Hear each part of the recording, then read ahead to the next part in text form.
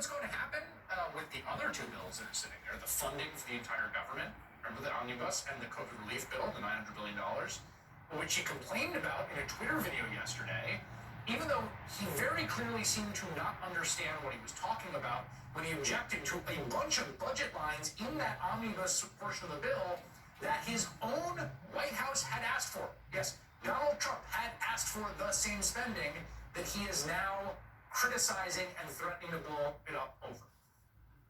He was also said there should be $2,000 checks for Americans in the COVID relief deal, which, great, every Democrat is basically like, let's do it, dude, come on. But let's be very clear why we are here, okay? It was obvious back in May to anyone paying attention, the month the U.S. surpassed 100,000 COVID deaths, that we would need more relief in the future because the pandemic wasn't going away. And that's the same month that House Democrats passed an over $3 trillion bill. That included, let's remember, $1,200 checks for most adults, for children, and for adult dependents. So it would be a $4,800 check for a family of four, which is a pretty good chunk of money. It also had a whole bunch of other stuff, money for state and local governments, and money for testing that Donald Trump and the Republicans declared dead on arrival. And the reason they did, this is so important to remember, they wanted to stop relief because they wanted to force people back out into the workplace. They didn't want to give people more extended unemployment. They didn't want to give people checks because they wanted people to have to work to stay alive. Because they wanted them to pretend the pandemic was done even when it wasn't and get back out there. Remember? Like warriors. Now, all along, since May, it has been clear that there was a possibility for a big bipartisan relief package if and only if the president, Donald Trump, actually put his mind to it. If he lobbied hard, if he ran herd on the Republicans who were terrified to cross him, we see that every day, well, then he could have delivered a big relief package before the election, and he probably would have been reelected if so. Maybe.